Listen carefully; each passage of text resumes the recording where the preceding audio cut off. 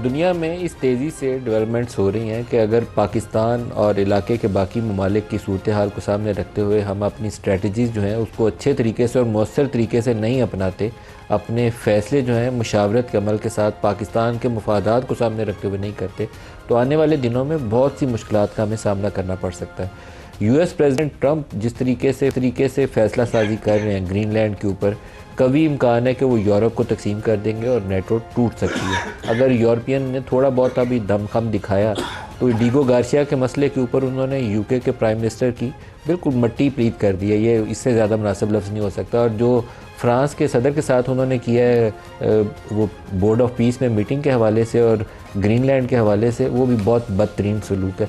कल वो किसी और के साथ इससे बुरा भी कर सकते हैं, बहुत अनप्रेडिक्टेबल है। तो यूएस प्रेसिडेंट के साथ मिल के खड़ा होना या उससे जफ्फी डालना वो बहुत इज़्ज़त या कामयाबी की इलामत इस वक्त नहीं समझना चाहिए। इतना अनप्रेडिक्टेबल शख्स है कि कुछ भी कर सकता है।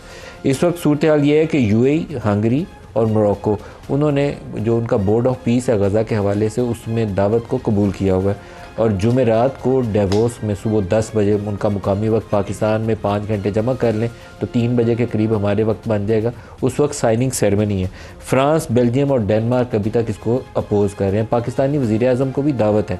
अब पाकिस्तानी वज़ीर आज़म क्या करेंगे, वहाँ जाके उस साइनिंग सेरेमनी में हिस्सा लेंगे या नहीं लेंगे, इसके ऊपर हमने क्या ब्रेनस्टॉर्मिंग की है, कि वॉर गेमिंग की है, कि हमारी पोजीशन क्या बनती है। अगर नहीं सोचेंगे तो हम पछताएंगे। बहुत मुश्किल सूरत हाल है और मुश्किल सूरत हाल में अपनी पोजीशन बहुत अच्छे से सोच विचार के साथ तय करनी चाहिए कि हमने आगे कैसे बढ़ना है।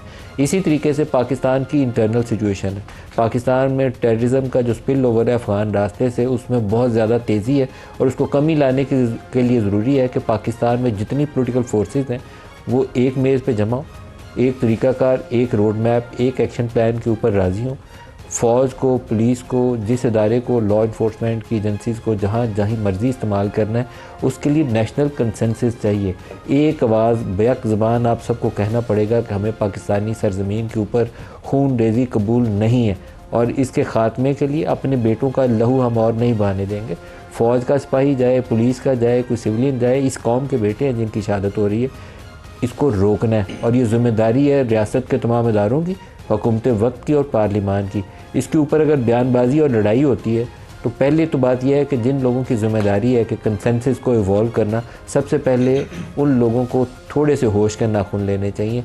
मुनासिब तरीक़ाकार यही है कि सारे आगे बढ़ें, एक दूसरे को एम्ब्रेस करें और इस मुश्किल सूरत हाल से दोनों challenges, external front foreign policy वाला भी और दाखिली सलामती वाला भी, उसके ऊपर एक यकजहती के साथ, इत्तेफाक राय के साथ आगे बढ़ें।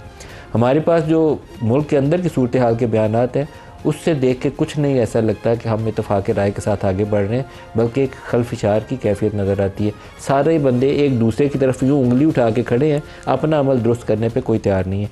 प्राइम मिनिस्टर ऑफ पाकिस्तान का स्टेटमेंट सबसे पहले आपको दिखेगा जी, प्राइम मिनिस्टर साहब क्या कह रहे हैं। 2018 में दहशतगर्दी का मुकम्मल तौर पर सफाया हो गया। वो क्या वजह है कि ये इस नासूर ने दोबारा सर उठाया। ये फाश गलती उस वक्त की गई और फिर सवात से सैकड़ों दहशतगर्दों को रहा किया गया और अफगानिस्तान से हजारों लोगों को कहा कि आप आएं और आके पाकिस्तान में रहें। और ये है वो बड़ी वजह कि दोबारा दहशतगर्दी ने पाकिस्तान में सर उठाया। ये वो वक्त है कि हमें इसका भरपूर जायजा लेना होगा और तमाम खारजी जो पाकिस्तान के दुश्मन हैं, इनका मुकम्मल तौर पर जब तक कला कमा नहीं हो जाता, ये कौम चैन से नहीं बैठेगी।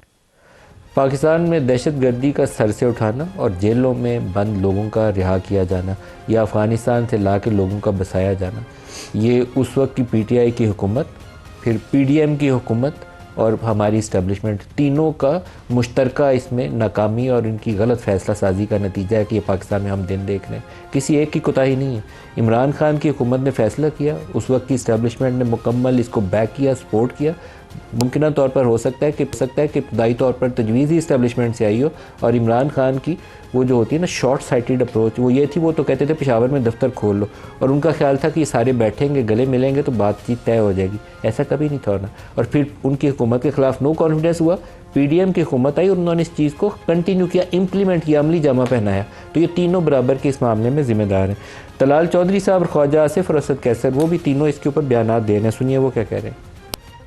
हम कर रहे हैं ऑपरेशन, बिल्कुल हम कर रहे हैं और करेंगे। आपके पास इख्तियारात है, आप इख्तियारात का इस्तेमाल नहीं कर रहे, अपने मफादात के लिए अपने इख्तियारात का इस्तेमाल कर रहे हैं आप। तुम्हारा लीडर कहता था कि हम रुलाएंगे, अब तुम खड़े होकर रो रहे हो।